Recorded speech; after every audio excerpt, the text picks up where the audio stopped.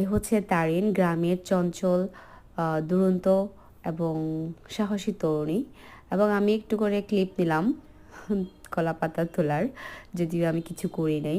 তারপর হচ্ছে আমার মম এদিকে বিনি চাল, নারকেল, কলা, চিনি যদি দরকার হয়, লবণ তো দিতে হবে। সো এরকম মেখে নিচ্ছিল।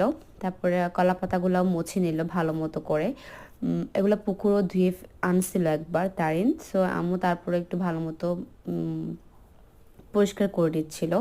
তারপর হাঁড়িতে একটা একটা করে দিয়ে দিচ্ছে। এবং হাঁড়িতে দেওয়ার সিস্টেমটা হচ্ছে একবার এদিকে হলে আরেকবার ওদিকে, একবার এদিকে হলে একবার ওদিকে। বাট আমি জানি না, মাম এভাবেই দিচ্ছিল অ্যান্ড মাম বললো এটা দিতে হয়। সো একটা ডেক্সিতে পানি দিয়ে দিল, এখানে পানির সাথে আবার কিছু কলা পাতাও দিল উপর দিয়ে, যাতে ভাপ না চলে যায়। তারপর হচ্ছে হাঁড়িটা বসায় দিল, হাঁড়ির উপরে আরও কিছু কলা পাতা দিচ্ছিল, কারণ কলাপাতার থেকে যাতে কোনো ধরনের ওই পিঠার ভিতর থেকে কোনো ধরনের ভাবগুলো যাতে বের হয়ে না যায়। সো একদম দম বন্ধ করে এগুলোকে মেরে ফেলতে পারে, মানে সিদ্ধ হয়ে যায়। সো আমার যে শেষ, আম্মু নামিয়ে ফেললো। দেন আমার হাত পুড়ে যাচ্ছিল, তারপরে আম্মু ওদের নামাবে, কারণ এটাই নাকি এভাবে নামাতে হবে। তারপর নামিয়ে আমরা খেয়ে নিলাম এবং এটা এত মজা লাগে আমার, মাশাল্লাহ। Thank you everyone.